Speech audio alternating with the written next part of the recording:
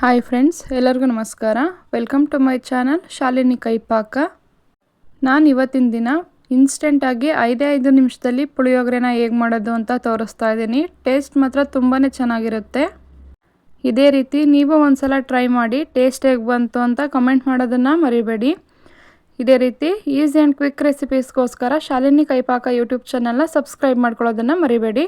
ಬನ್ನಿ ಹೇಗೆ ಮಾಡೋದು ಅಂತ ನೋಡೋಣ. ಒಂದು ಪಾತ್ರೆ ಬಿಸಿ ಇಟ್ಕೊಂಡು ಒಂದು 4 ಸ್ಪೂನ್ ಎಣ್ಣೆ ಹಾಕ್ಕೊಳ್ತಾ ಇದ್ದೀನಿ. ಎಣ್ಣೆ ಚೆನ್ನಾಗಿ ಬಿಸಿ ಆದಮೇಲೆ 1 ಕಪ್ ಕಡಲೆಬೀಜ ಹಾಕ್ಕೊಳ್ತಾ ಇದ್ದೀನಿ. ಕಡಲೆಬೀಜನ ಸ್ವಲ್ಪ ಕಲರ್ ಚೇಂಜ್ ಆಗೋವರೆಗೂ ಫ್ರೈ ಮಾಡ್ಕೋಬೇಕು. ನೋಡಿ, ಈ ರೀತಿ ಸ್ವಲ್ಪ ಕಲರ್ ಚೇಂಜ್ ಆಗಬೇಕು. ಸ್ವಲ್ಪ ಕಲರ್ ಚೇಂಜ್ ಆದಮೇಲೆ ಒಂದು 10 ಗೋಡಂಬಿನ ಹಾಕ್ಕೊಳ್ತಾ ಇದ್ದೀನಿ. ಗೋಡಂಬಿ ಹಾಕ್ಕೊಂಡು ಚೆನ್ನಾಗಿ 1 ನಿಮಿಷ ಫ್ರೈ ಮಾಡ್ಕೋಬೇಕು.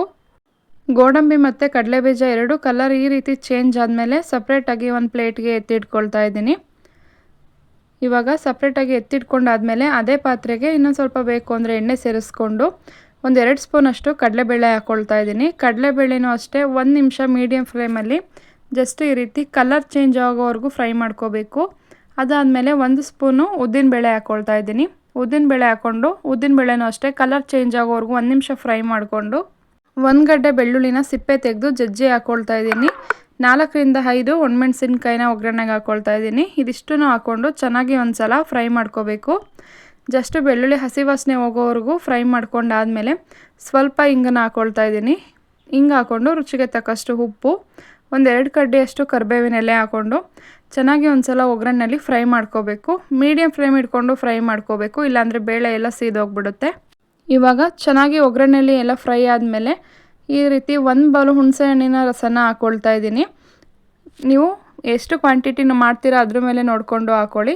ಹುಣಸೆಹಣ್ಣಿನ ರಸ ಸ್ವಲ್ಪ ಗಟ್ಟಿ ಆದಮೇಲೆ 1 MTR ಪುಳಿಯೋಗರೆ ಪೌಡರ್ ಮಿಕ್ಸ್ನ ಸೇರಿಸ್ಕೊಳ್ತಾ ಇದ್ದೀನಿ.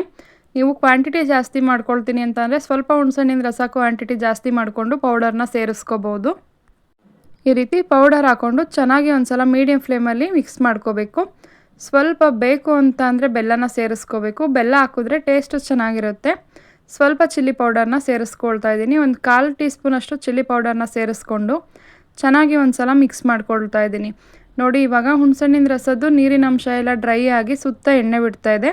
ಅಲ್ಲಿವರೆಗೂ ಚೆನ್ನಾಗಿ ಫ್ರೈ ಮಾಡ್ಕೊಂಡಾದಮೇಲೆ ಮೊದಲೇ ಹುರಿದಿಟ್ಕೊಂಡಿರೋಂಥ ಕಡಲೆಬೀಜ ಮತ್ತು ಗೋಡಂಬಿನ ಸೇರಿಸ್ಕೊಳ್ತಾ ಇದ್ದೀನಿ. ಇವಾಗ ಒಂದು ಸಲ ಚೆನ್ನಾಗಿ ಒಂದು ಸಲ ಮಿಕ್ಸ್ ಮಾಡ್ಕೋಬೇಕು. ಕಡಲೆಬೀಜ ಎಲ್ಲ ಒಗ್ಗರಣೆಯಲ್ಲಿ ಮಿಕ್ಸ್ ಆದಮೇಲೆ ಮೊದಲೇ ಉದುದ್ರಾಗಿ ಮಾಡಿಟ್ಕೊಂಡಿರೋ ಅಂಥ ಅನ್ನನ ಸೇರಿಸ್ಕೋಬೇಕು. ಬಿಸಿ ಅನ್ನ ಸೇರಿಸ್ಕೊಂಡ್ರೆ ಸ್ವಲ್ಪ ಮೆತ್ತಗಾಗ್ಬಿಡುತ್ತೆ. ತಣ್ಣಗೆ ಮಾಡ್ಕೊಂಡಿರೋ ಅನ್ನನ ಸೇರಿಸ್ಕೊಂಡು ಈ ರೀತಿ ಚೆನ್ನಾಗಿ ಒಂದು ಸಲ ಮಿಕ್ಸ್ ಮಾಡ್ಕೋಬೇಕು. ಗೊಜ್ಜು ಏನಾದರೂ ಜಾಸ್ತಿ ಇತ್ತು ಅಂದರೆ ಗೊಜ್ಜನ್ನ ಸಪ್ರೇಟ್ ಸ್ವಲ್ಪ ಎತ್ತಿಡ್ಕೊಂಡು ಬೇಕಾಗಿರೋ ಅಷ್ಟು ಗೊಜ್ಜಿಗೆ ಅನ್ನನ ಮಿಕ್ಸ್ ಮಾಡಿಕೊಂಡ್ರೆ ತುಂಬಾ ಟೇಸ್ಟಿಯಾಗಿ ಈ ರೀತಿ ಪುಳಿಯೋಗರೆನ ನಾವು ಮನೆಯಲ್ಲೇ ರೆಡಿ ಮಾಡ್ಕೋಬೋದು. ಜಸ್ಟ್ 5 ನಿಮಿಷ ಸಾಕು. ಉದುದ್ರಾಗಿ ಪುಳಿಯೋಗರೆನ ಮನೆಯಲ್ಲೇ ರೆಡಿ ಮಾಡ್ಕೋಬೋದು. ಬೆಳಗ್ಗೆ ಬ್ರೇಕ್ಫಾಸ್ಟ್ಗಾಗಿರ್ಬೋದು, ಮಧ್ಯಾಹ್ನ ಲಂಚ್ ಬಾಕ್ಸ್ಗಾಗಿರ್ಬೋದು. ಟೇಸ್ಟ್ ಮಾತ್ರ ತುಂಬಾ ಚೆನ್ನಾಗಿರುತ್ತೆ. ಈ ರೀತಿ ನೀವು ಒಂದು ಸಲ ಟ್ರೈ ಮಾಡಿ ನೋಡಿ. ಕ್ವಿಕ್ ಆ್ಯಂಡ್ ಈಸಿ ರೆಸಿಪೀಸ್ಗೋಸ್ಕರ ಶಾಲಿನಿ ಕೈಪಾಕ ಯೂಟ್ಯೂಬ್ ಚಾನಲ್ನ ಸಬ್ಸ್ಕ್ರೈಬ್ ಮಾಡ್ಕೊಳ್ಳಿ. ವಿಡಿಯೋ ಇಷ್ಟ ಆದರೆ ಒಂದು ಲೈಕ್ ಮಾಡಿ, ಶೇರ್ ಮಾಡಿ, ಕಾಮೆಂಟ್ ಮಾಡಿ. Thank you all.